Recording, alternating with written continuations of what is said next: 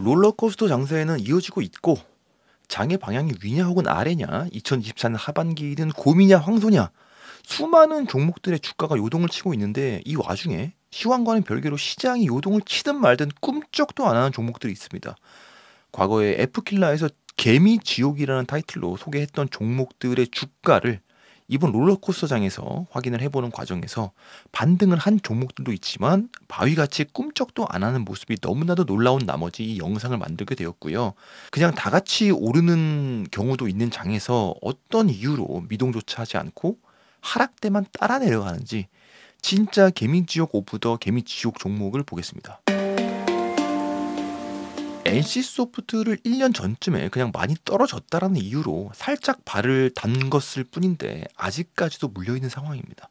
바닥인 줄 알았는데 지하를 뚫고 내려간 경우고요. 어떻게든 탈출의 희망을 잃지 않으려고 셀프 희망 고문을 가장 많이 했던 종목이 바로 NC소프트입니다. 떠나간 린저씨들이 다시 돌아올 거란 기대를 하지 않지만 혹여 신작들 중에 하나라도 터져줄까? 해외에서는 NC소프트의 악명을 잘 모를 테니 그래도 게임만 잘 만들면 신락 같은 희망이 있지 않을까? 글로벌 시장에서는 아마존이 퍼블리셔라는데 뭔가 럭키펀치라도 맞지 않을까? 희망 고문은 말 그대로 고문이었을 뿐이고요. 제가 가장 기대했던 신작은 TL입니다. 아마존이 퍼블리셔인 게임인데 좋은 소식은 전혀 들리지 않는 상황이고 주가에서도 나타나지만 실질적인 호재가 전무한 상황인 것이 바로 NC소프트고요. 2분기 실적이 드디어 나왔는데 매출 3,688억 원, 영업이익 88억 원을 기록했고 전년 동기 대비 매출은 16.2%, 영업이익은 74.9% 감소한 거라서 분기로 보나 연간으로 보나 이런 식의 하향세라면 주가가 올라가는 게 더 이상한 거죠. 영업이익 마이너스 74.9%입니다. 주식으로 치면 1억 원 투자했는데 2,500만 원 남은 거죠. NC의 현재 상황을 보여주는 뉴스가 또 쏟아져 나옵니다. 서울 삼성동 NC타워 매각 뉴스도 보이고 김택진 대표의 동생인 김택헌 수석 부사장과 김택진의 부인인 윤송희 사장이 경영 일선에서 물러나게 되었다. 가족 경영은 끝이 났다라는 것이고 애초에 이런 가족들을 수석 부사장 같은 타이틀로 경영을 맡겨버리면은 전문가들의 목소리는 작아질 수밖에 없고 회사의 경쟁력은 떨어질 수밖에 없겠죠. 어쨌든 이제는 반강제적으로라도 가족들이 물러날 수밖에 없는 그런 구조조정의 그림인 것이고 NC의 절박한 상황이지만 또 이것이 전화위복이 되기를 바라봅니다. 그러면서 다시 한번 탈출의 희망을 품어보자면 NC의 게임 플랫폼 퍼플이라는 게 있는데 약 5년간 운영 중이라고 하고요. 올인원 게임 서비스 플랫폼이라고 합니다. 조만간 외부 트리플 A급 게임 4종을 퍼플에 입점시킨다고 하니까 혹시나 주가의 호재로 작용할지는 지켜봐야 되겠다. 퍼플은 참고로 글로벌 퍼블리싱 사업까지 영역을 확장한다라고 합니다. 행운을 빕니다. 개미 지옥에서 소개해드렸던 FNF도 시황과 상관없이 희망이 전혀 보이지 않는 종목인데 주가는 지하를 뚫고 내려가고 있는 중이고요. 이 종목은 심지어 매출이 소폭이나마 상승 중인데 주가는 이 모양인 것이다. 부채 비율이 높은 것도 아니고 PER이 5배로 저평가고 대중 수출주라고 해도 실적이 나쁘지가 않은데 과하게 소외를 받는 것이 아닌가. 배당도 심지어 3.3%로 꽤 높은 편에 속합니다. 끝없는 바닥을 시험하는 그 이유를 종토방의 글에서 찾을 수가 있었다. 승계가 진행 중이라고 합니다. 당연히 주가를 낮춰야 세금이든 지분 확보든 오너 일가에게 도움이 되겠죠. 승계 때문이라면 주가 부진에 대해서 딱히 사업성은 볼 필요가 없겠죠. 대한민국은 금투세를 운운하기에 앞서 상법 개정이 너무나도 시급하다. 강원랜드도 마찬가지입니다. 바위같이 위는 절대로 바라보지 않고 계속 아래로만 향하고 있습니다. 주가에서 희망을 찾아볼 수는 없고요. 역시 사업성이나 업황이 문제일 리는 없습니다. 국가적인 차원에서 도박을 장려할 플랜이 전혀 없고 즉 성장 기대가 1도 되지 않는 회사이기 때문에 주가는 움직이지 않는 거겠죠. 실적은 그래도 꾸준히 올라가고 있는데 주가는 계속 내려간다. 완전히 다른 차원의 개미 지옥인 다원시스는 계속 바닥을 뚫고 새로운 지하가 계속 나타나고 있는 종목인데 슈퍼개미 김정원의 추천주로 다원시스를 모르는 사람이 과연 대한민국 투자자 중에 있을까? 저는 없을 거라고 생각을 합니다. 그리고 드디어 다원시스가 2024년 8월 1만 원이 깨졌습니다. 불과 2, 3년 전까지만 해도 김정환의 추천주로서 36,000원까지 도달했던 종목이 하락에 하락을 거듭해서 1만 원이 이번 달에 깨져버렸다. 9,560원을 찍고 지금은 다시 1만 원 위로 턱걸이를 하고 있는 상황이고요. 김정환 피해자 모임 방에는 아직도 다원시스에 물려있는 사람들이 굉장히 많습니다. 이분들이 정리를 못하는 이유는 일단 시드가 크기 때문이고 또 평단이 너무 높기 때문인데 정말 지옥 같은 삶을 살고 계실 것 같습니다. 이 종목은 애초부터 성장성과는 전혀 거리가 먼 국가 사업인 전동차 납품하는 기업인데 심지어 1등도 아니고 현대 로템에 이어서 2위인 회사입니다. 국가를 상대로 얼마나 돈을 벌 수 있겠다고 성장성이 기대가 된다는 말도 안 되는 분석을 한 것인가. 슈퍼개미 김정환이 말한 재료는 인류의 미래를 바꿀 에너지인 핵 융합 발전 테마였습니다. 너무나도 강력하게 추천했던 나머지 다원시스 NFT까지 출시를 했었고요.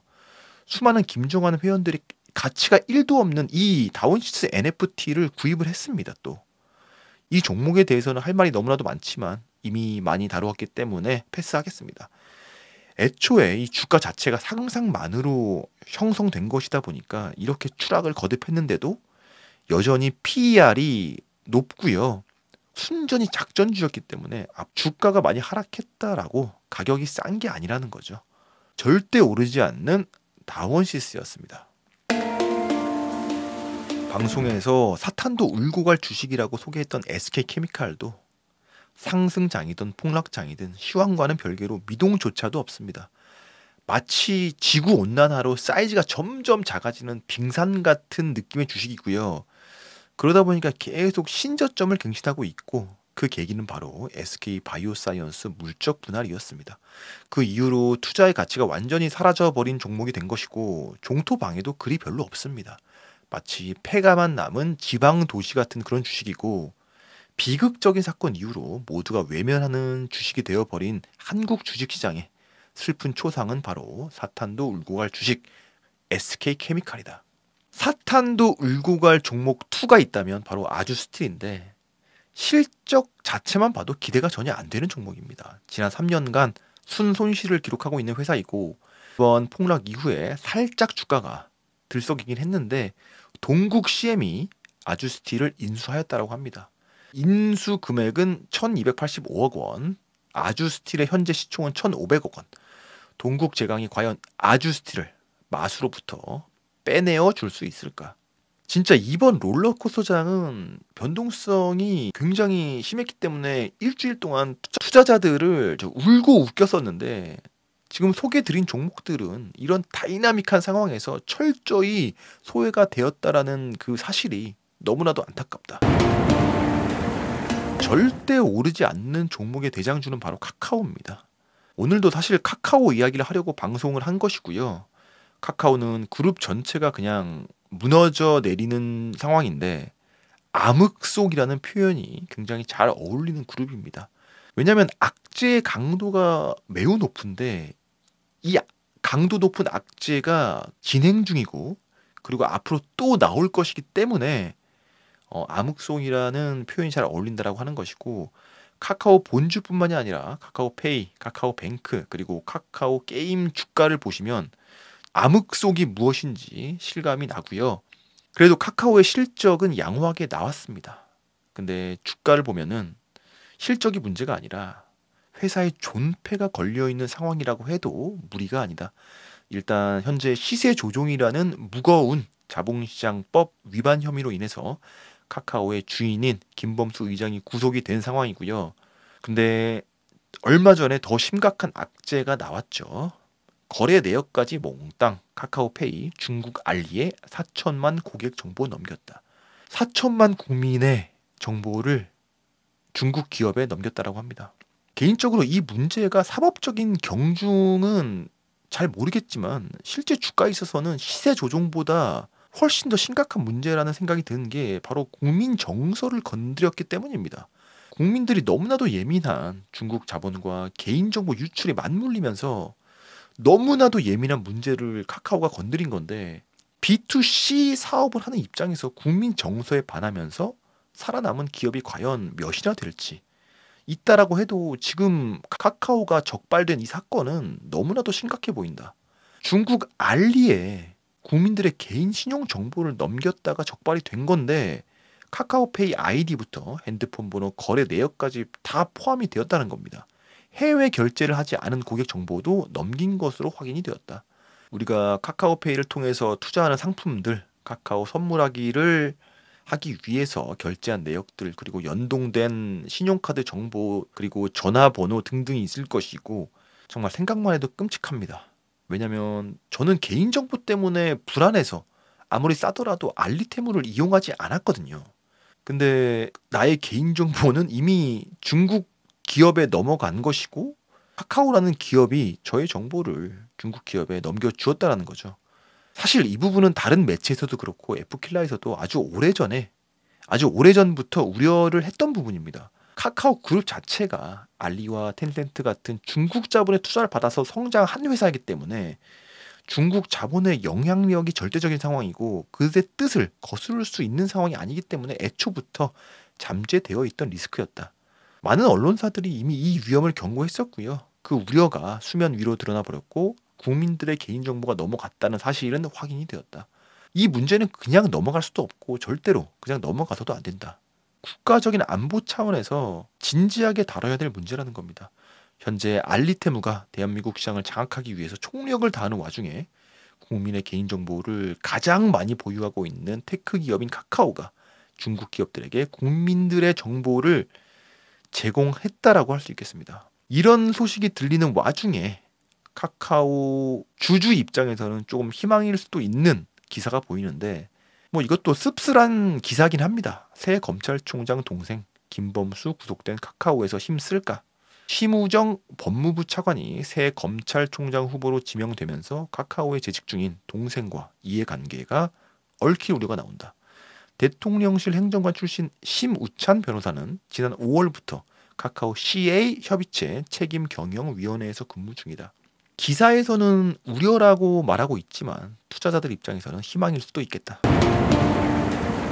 그리고 절대로 안 오르는 종목 카카오의 단짝인 네이버도 있습니다. 네이버는 뚜렷한 악재도 없이 실적도 잘 나오고 있고 성장 재료도 너무나도 많은 회사인데 주가는 이 알을 깨지 못하고 계속 제자리 걸음 중입니다. 금리 인하가 예정되어 있기 때문에 성장주의 대표로서 이게 호재로 작용할 수 있을 법한데 전혀 기미는 보이질 않는다. 카카오처럼 뭐 사법 리스크가 있는 것도 아니고 카카오의 악재 때문에 네이버 주가도 반강제로 커플링이 되어 있다라는 생각도 들고요. 글로벌 AI 기업들과 AI 경쟁에서 밀려서 뭐 그렇다라는 이야기도 있고요. 그렇든 저렇든 대한민국에서는 로봇, 클라우드, 쇼핑, 광고, AI 등등 수많은 사업들을 이끌어가고 있는 네이버이고 뭐 위버스나 스노우, 제페토, 뭐 웹툰 등등은 정말 미래가 약속되어 있는 그런 성장 사업인데 네이버 주가는 완전히 다른 말을 하고 있는 겁니다. 이런 주가의 부진은 어쩌면 물적 분할을 해버린 웹툰 때문에 다른 성장 사업이 또 물적 분할을 하지 않을까라는 두려움 때문일 수 있을 것이고요. 어쩌면 쇼핑이 쿠팡 알리테무 때문에 하락의 길만 남아 있을 거라고 그런 불안한 심리가 반영이 된 걸 수도 있겠습니다. 또 AI든 로봇이든 네이버가 가진 기술이 그 경쟁력이 글로벌 IT 대비해서 없다라고 생각할 수 있겠죠. 일각에서는 하반기 대장주가 네이버라고 예상을 하는 전문가도 있고 어쨌든 중요한 것은 악재든 호재든 아직은 모습을 드러내지 않은 채로 숨죽여 있는 상황이고 주가 역시 숨을 죽이고 하방을 기고 있는 상황이다. 오늘은 다이나믹한 시장 분위기에서 이런 분위기와는 달리 완전히 소외가 된 종목들의 근황을 살펴보았습니다. 오늘도 도움이 되셨다면 구독과 좋아요 부탁드립니다. 감사합니다.